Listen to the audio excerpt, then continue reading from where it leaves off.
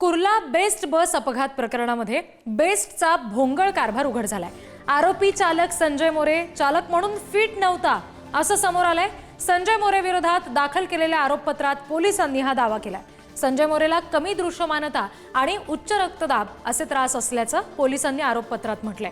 Fitness न तपासताच कंत्राटदारानं बस चालवण्यास दिल्याचा दावा सुद्धा पोलिसांनी केला। कुठल्याही प्रशिक्षणाशिवाय कंत्राटदारानं बस चालवण्यास दिल्याचं समोर आलं आणि त्यामुळे कंत्राटदारावर सुद्धा पोलिसांकडून गुन्हा दाखल करण्यात आलाय।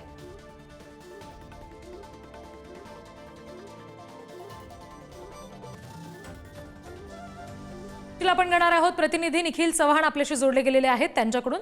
निखिल, आणखी काय या सगळ्या संदर्भात खुलासे झालेले आहेत? मोरे याच्याकडून जेव्हा जबाब नोंदवला गेला तेव्हा त्यानं नेमकं काय म्हटलं होतं आणि पोलिसांनी आता काय म्हटलंय याचं नेमकं कशा पद्धतीने विश्लेषण करता येईल?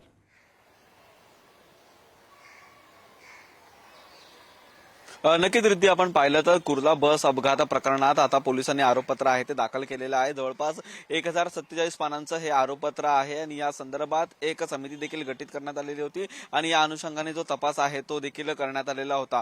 प्रामुख्याने पाहायचं झालं तर जेव्हा हा अपघात झाला तेव्हा संजय मोरे याच्या मेडिकलमध्ये कुठलाही त्याने मद्यप्राशन केलं असल्याचा किंवा असा कुठलाही रिपोर्ट त्या ठिकाणी प्राप्त झालेला नव्हता, परंतु त्या ठिकाणी बसमध्ये देखील कुठलाही जो या ठिकाणी बिघाड आहे ते देखील या ठिकाणी उघडकीस आलेलं नव्हतं। परंतु संजय मोरेंना यांना जी इलेक्ट्रिक बस आहे ती चालवण्याचा जास्त एक्सपिरियन्स नसल्याचं तेव्हा सांगण्यात आलेलं होतं, परंतु आता जो आरोपपत्र दाखल करण्यात आलेला आहे त्या ठिकाणी पोलिसांनी संजय मोरे याला उच्च रक्तदाब म्हणजे हाय बीपीचा प्रॉब्लेम असल्याचं सांगितलेलं आहे आणि त्याच प्रमाणात दृश्यमानता कमी दिसण्याचा देखील त्रास असल्याचं या आरोपपत्रात म्हणण्यात आलेलं आहे। या अनुषंगाने ही बस चालक आहेत जे संजय मोरे यांना प्रशिक्षण दिल्या व्यतिरिक्त त्यांच्या हातामध्ये ही गाडी आहे ती देण्यात आलेली होती आणि त्यामुळे हा संपूर्णपणे अपघात झाल्याचं या आरोपपत्रात म्हणण्यात आलेलं आहे।